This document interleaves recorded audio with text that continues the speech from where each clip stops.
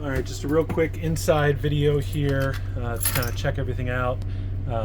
Just the door functions. You're going to want to lock the door when you're driving, so that's going to be pushed down to get that door locked.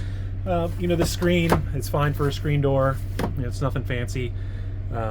Keep the bugs out a little bit, but most of the time I'd recommend you keep that door fully shut because you're really going to want to manage the heat, and this door is a lot thicker than the screen door, and the heat's going to be something that you're going to have to manage pretty regularly through that process, right? So other side camera, so ready to show that as well. So just a quick view of kind of the keys. I got a ton of keys on here. Not all of them are completely necessary, but you've got the key here that's going to be for your fuel tank. So you have a fuel tank on both sides, and this is going to be the key that you're going to want to use for the fuel tank. Pop that guy in, and then you've got just normal function here. Again, this is a diesel engine, 100-gallon tank. You're going to run about 8 gallons per hour, so it's a pretty significant tank. And this is a much bigger gas intake than your standard car, right? Because the diesel tanks actually have a bigger gauge of distribution of gas at the gas pumps, so that more fuel can move at a faster rate. So you're going to want to put that in there. You can run that on that side. You can also run it on this side. So again, same key here will get you going over here from a gas tank perspective, but that keeps you locked and loaded and ready to go from that perspective.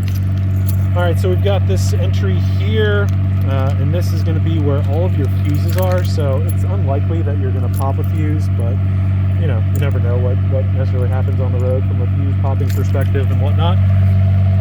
So when we run through this, this is going to be your key to open it, and you've got your exhaust right here from your generator. So it's not the greatest place to be when you're trying to figure things out. Definitely want to be well ventilated.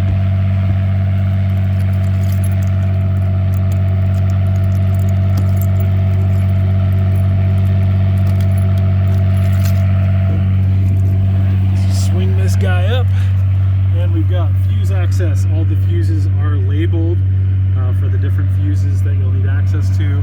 Just have a couple other fuses that are down here kind of stored, and I've got the kind of fuse clipper to kind of pull these guys out if you need to. You shouldn't need to, but this is all the process to that. This guy will actually let the generator out, so if you pull this, it's like a little pull tab, and I'll just do it for you just to show you, right? So that kind of unlocks the generator, and then that pops it out just a little bit, and now you're in a situation where you can pull that generator out.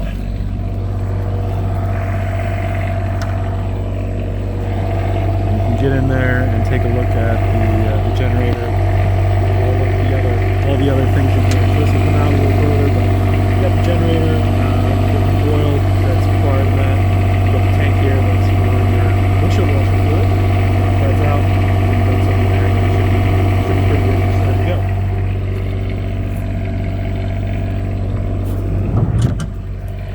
So you're going to want to, if you do pull that out, you're going to want to check that it's all the way in, and you are going to want to give that another pull on the bottom. Just like everything else, you don't want that to come out when you hit the brakes too hard while you're driving. That would not be a great thing. So that's the fuses on the inside. Not really much to talk about from that perspective, but you've got, again, generator outlet, and those different fuses to view and to get out. Lock this guy up real quick.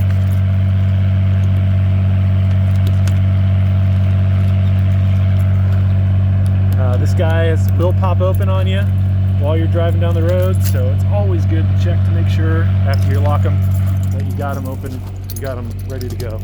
All right, so what's in here is the propane tank. So I'm on the driver's side of the RV, and this is the first containment area. So this is your propane tank. So this is going to show you how full your propane tank is. If you want to check that, as you can see that I'm just just under, just above a quarter, a little bit below half there. So that's going to be where my propane is. If you're going to get propane filled up, which you probably will, a lot of things take propane. The fridge runs on propane.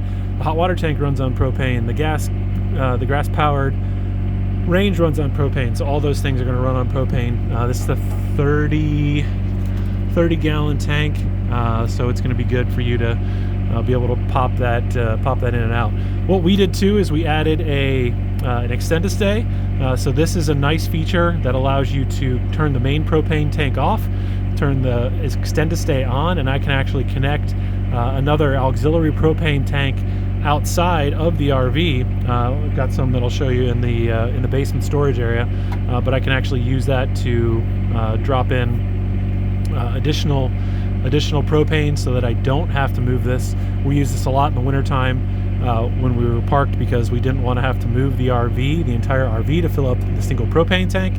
We would keep this full and then use the auxiliary tank plugged into the extend-a-stay, and that would give us a nice advantage there of only have to move the tanks and not the RV itself when we needed a propane refill. So we've got the keys here for. We've got one key. One of these two keys is the key that does the damage here to unlock this. So this is going to be a key that will turn 90 degrees, kind of parallel to the ground. And then we'll get in here to the basement storage, right? So there's one of the tanks. This is what I was talking about. This thing actually connects to that extend-a-stay feature and then keeps that tank running. So it's good to have these additional propane tanks as required in here. We've got some chairs in here. We've got some of the foot pads for kind of getting grounded.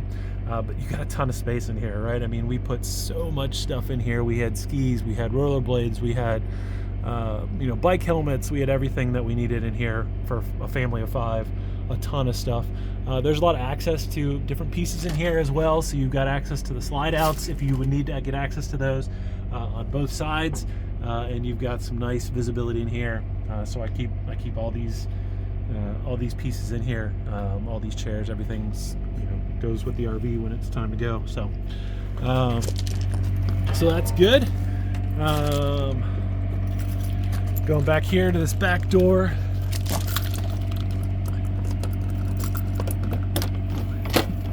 So we've just got different things. I've got some spare parts for another water heater, tankless water heater if I need it, because we had a problem with that. We've got some pillows and whatnot on the backside in that container. This is going to be where you're going to run your sewer hose on top of this to kind of give it a little proper slope as it goes towards the sewer. We've got some of the sewer hoses that are in here and ready to go and ready for your trip. All right, so then we'll go over to the wet bay. So this is going to be the entire wet bay. This will have, it's already open. Again, I'm using this key. There are 2 keys that look alike. One works and one doesn't. I'll take the one that doesn't work off the list. I'm not really sure why it's there if it doesn't work. So you can see I'm all winterized, but just a high-level overview of the unit. You've got tank fill, right? So this is going to be where you're going to put your fresh water supply from a hose and go into your tank. So you'll put 90 gallons of water into this tank fill. Then you've got your city supply. So this is going to be after you fill your tank up, you can use that tank as much as you want until it's empty. And then you've got the city supply that's going to be able to feed the unit all of the hot and cold water the entire time. Then you've got the tank flush itself, right? So this tank flush is what we'll be flushing the black tank. If you need to flush that at any point, you'll be using the tank flush to flush the black tank. So the nice part about this is I have all of my individual segments of water can be turned on and off, right? So I've got these that I can turn on and off at any point. You can see I've got the washer turned off because I'm not using that anymore. That, as I said, I took that out of the RV. But you've got all of these can be turned on and off individually. So cold water comes in, goes through the cold supply, goes to the hot water heater that's going to run all the way around the back of the RV into the hot water heater that's on the passenger side, then come back to this manifold here and actually feed the entire system of hot water, right? So you've got the half bath sink, you've got the shower, you've got the bath sink, you've got the kitchen sink, that all runs on that. Each of these have a low point drain that goes along with it as well. So that's where that can be stored. All right, so everybody knows about the nastiness of the RV life a little bit, just about as bad as changing a diaper, right? You've got your black valve here, right? This is going to be the waste from the toilet, so that's going to be something that you're going to want to keep. You're going to want to use, just a little segue on that, you're going to want to use the tank flush to put some water into the toilet, right? You always want water in the toilet. It's a 40-gallon tank. It takes a long time to fill up 40 gallons worth of waste into the RV, but you're going to want water in there so that it'll break down the toilet paper, it'll break down the solids, so that when you're ready to go from to a place where you want to empty it out, everything can be ready to go, right? So you're always going to pull the black tank first, right? And this black tank, of course, is going to be attached to the hose. I store the hose. If you saw that, just this little spot right here. I store all the sewer hoses, and like I said, I got extra sewer hoses on the other side as well. But all those sewer hoses are in here. It's amazing how much sewer hose I'm able to actually put in here at the end of the day. But it's all ready to go. Take this out, attach it to this side, then you're going to attach the other side to the sewer at the RV park or the place where you're dumping, and that's going to be your process for getting that black tank cleaned out. Again, I've got a special hose. I'll show you in a moment. I got a special black hose that I use for the tank flush. I do not use my city supply water hose on my tank flush, right? You don't want anything kind of coming back out of here and contaminating your water, contaminating your hose, right? But you always do the black tank first. The black tank, I would say, every 3 or 4 days. Like, it's not something that has to be flushed all the time. You'll be spending a lot more time pulling the gray tank and getting things flushed out of there, right? Because that's going to be your kitchen sink, your shower, your bathroom sink, anything else that's just not the toilet is going to go into the gray water tank. But you always do your black tank first, then you do your gray tank afterwards, because you want the solids that are coming out of the black side to flush into the sewer, and then you want the water that's coming out of the gray tank to flush through again that tube, right? Because if you've got any solids that are sticking in here, you don't want to pick this back up and then use it again. That's disgusting. You want to make sure that you get this gray tank flushed through a couple times so that you can get more of those solids taken out, and you can see that water running clear. So we've got this piece here that will show kind of the clear water at the end of the day on what's happening with that, right? So black tank first, every 3 or 4 days. Gray tank, you know, as it gets full, you're gonna want to replace what's going on with that. So just pop this back in here, and then I put this little guy on this to keep her locked in. And we've got a basic overview of the wet bay, but your city supply up top, it's going to be where your water is going to come in. I always recommend carrying I have a nice expandable pipe wrench that I use with this, and just to get the drips out, because you're going to have drips going everywhere if you don't have a good wrench that you use.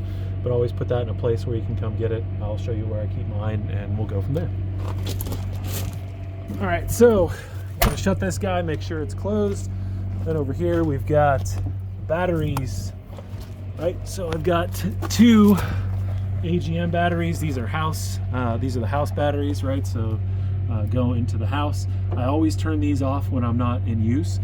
These 2 batteries on the top are going to be for the chassis. So this is what's going to start the RV and get everything moving there.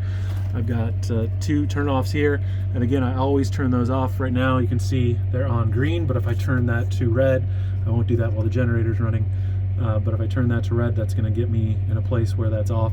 You need to do that when you're not plugged in.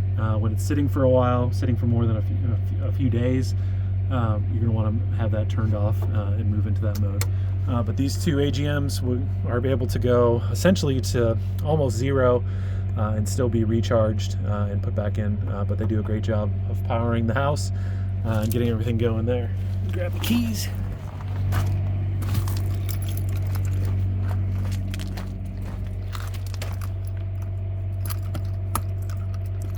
So this is going to be your inverter.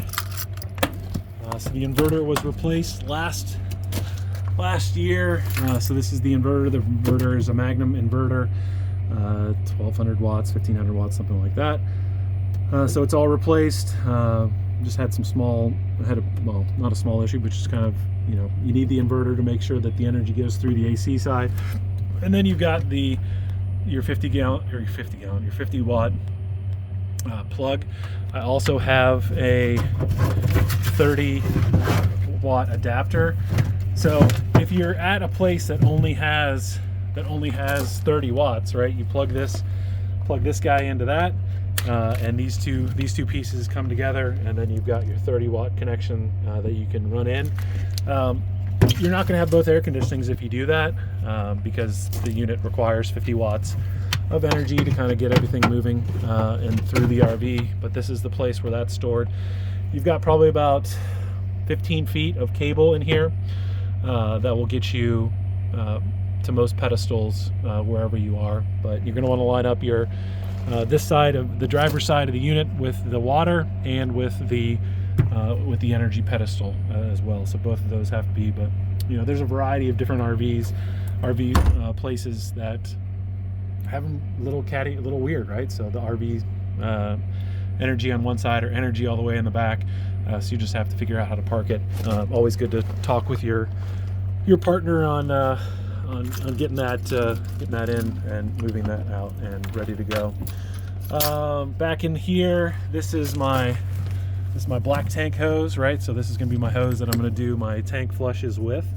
You're going to want to flush that tank probably once a week, just to make sure you've got enough water in there to keep things moving and make sure the smell stays down. This is the relay switch. This has also been replaced on this RV, but this allows you to switch between the shore power, which comes from this cable, and the generator power, right? And you never run the generator and the shore at the same time. That's not something that's a good idea for anybody, but this is going to allow you to transfer between those two power sources from generator to shore. You can kind of see the cables that come in and out here that connect it. You can see this goes to the generator. This is going back into the main power or this is going to the shore power. This is going to the main generator. So yeah, so that's an overview of the electrical systems. Not much to do back here. There is also kind of a cable connection. I never used it. I mean, everybody streams now, but I guess if you wanted to use some cable, you could use this as a place to connect the cable. All right, just walking around the back. So we do have a ladder that you can get up to the top of the RV if you want to. There's a backup camera in the middle there. There are some abilities to kind of open this guy up to get inside of this. Really no reason to get inside of this. This is a huge fan inside here that's going to be kicking a lot of hot air out when you're cruising around. All right, water heater right here. So this is a tankless water heater. Just going to pull that off and open that up.